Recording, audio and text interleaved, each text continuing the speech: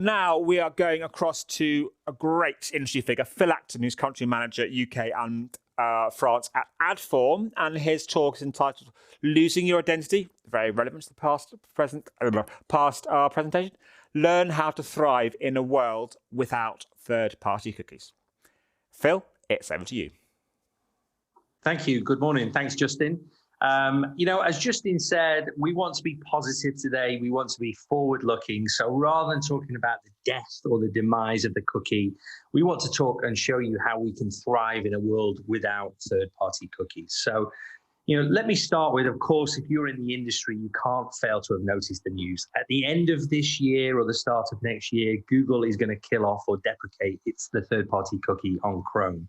But actually, this represents an opportunity for the industry to go away from using a third-party cookie and start to look at using something that is transparent, that is ethical, and is actually more persistent, and that's first-party IDs.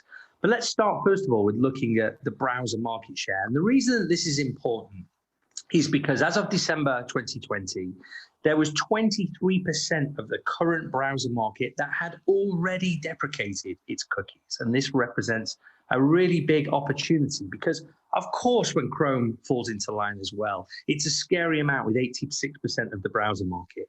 But today we can test on Firefox and Safari, and we can start to make that transition across now rather than wait until the end of the year.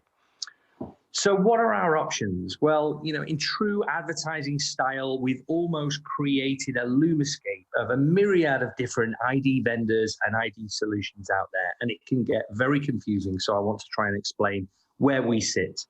First up, we have a no ID situation, which is currently in play on Safari and Firefox now. I'm not going to have time to talk about that. We only have 5 minutes. So we're going to move to what we see as the two main features: Google's cohort data, AKA the privacy sandbox, AKA the federated learning of cohorts. I don't know about you, Justin, but I think that sounds like something from a Monty Python sketch. This is where Google's Chrome acts as the gatekeeper for both advertiser data and publisher data, and therefore the data is aggregated, it's limited, and therefore programmatic functionality is limited as well.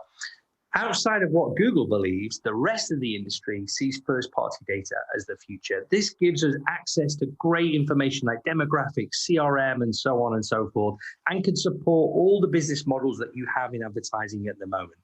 And to make it clear, Adform is not a ID provider. We're not coming to the market with a new solution. Our tech stack is built so that it can work with both cohort data and Google's privacy sandbox, but also first-party data, which we prefer. Now, let's talk about that in a bit more detail. This is a solution, as was said before, based on scale. We need publishers to adopt, and that's starting to happen. But there's also some confusion about the two different types of first-party IDs out there. There are login IDs, such as Unified ID 2.0, where Google has come out and said that it won't support this moving forward because it's based on hashed emails.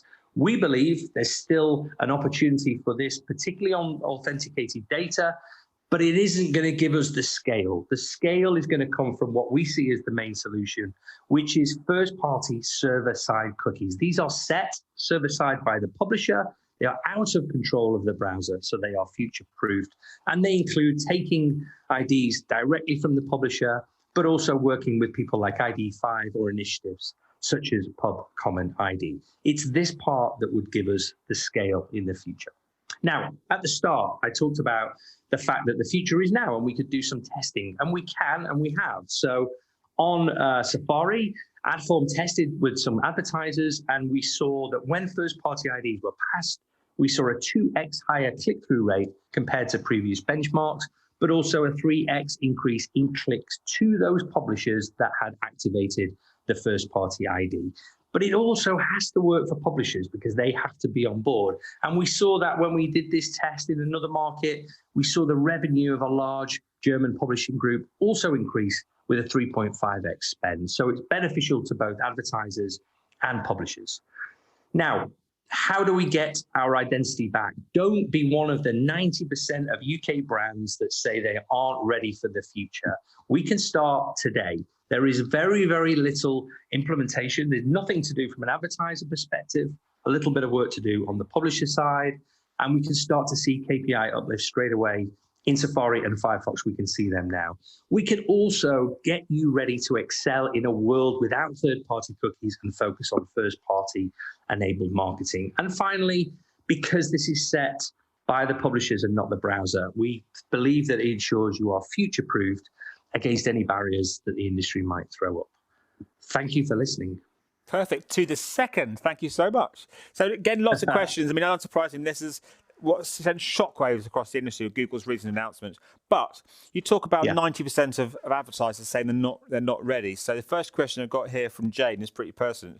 She asks, do you believe that brands in the main are ready for these changes? And if not, why not? So again, you say 90% aren't ready. Jane's asking, are they ready?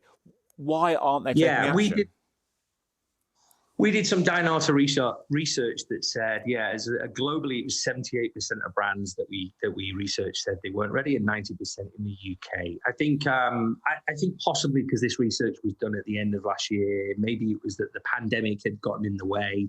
Maybe it was like all things like with GDPR and so on, that it's only when it's looming really on the horizon that advertisers have started to take this seriously. But the good news is I think the publishers have, and that's important, because to get that scale, we need publishers to be on board with this. And things like the Pub Common ID and ID5, partners that we work with like that, are really starting to see an uptake in publishers passing us their IDs. Perfect. Question here from Cindy. Second question. So you're in the running for a prize. Are you expecting ag tech companies to develop workarounds? And workarounds have always been there. We keep seeing more and more of these. I mean, I think potentially the hashed email address was exactly that it was a workaround. I mean, our approach, which is working on IDs, is a lot of legwork. It's going to all the individual publishers that we have relationships with and asking them if they would be on board and pass that ID. But I think the workaround is really to say, if we do have a fragmented approach to this, which is probably what will happen in our industry, because it always is, there won't be one ring to rule them all, as I heard Paul Frampton say once. So we have to be able to be creative and be able to work with all the different types of IDs. But the first-party ID is certainly the way that we see it working in the future. Excellent. Now, this is a great question from Elena. What do you advise to companies that don't want to share first-party data with publishers? So what we're looking to do is get the first-party ID from the publishers. Now, if there is somebody if there's an individual user that doesn't want to have that first-party ID used, then it's the same process as it was with third-party cookies. It would be handled by the publisher using a consent management platform. They would have the same thing that would pop up when they visited the website, and that would then mean it would be covered by GDPR and TCF 2.0. So from that respect, it's almost like the pipes have changed, but the process is still the same. If I go onto a website and I say I don't accept this, then that ID won't be passed in the bid stream. Question from April. April, very, very similar. How impressed are you with how fast publishers are moving to take advantage of these massive changes? I think it's on the increase every day. So there are markets where we have traditionally had a very strong publisher heritage, like the Nordics, the Netherlands, and Germany. And then there are markets like the UK where we were much stronger on the buy side than the sell side. But actually, I've been quite impressed with how quickly we have brought on a lot of the major publishers outside of the walled gardens, and they've been completely on board with doing this. And the ramp for a large enterprise publisher seems to be a hell of a lot quicker than a large enterprise brand. So I think they know that this is the best way that they can also protect their revenues on Chrome, but actually get some of that revenue back on Safari and Firefox, because we've proved that it works. Excellent, Phil. As always, very insightful presentation, question answering from you, and nice Monty Python analogy. Thanks so much for joining us.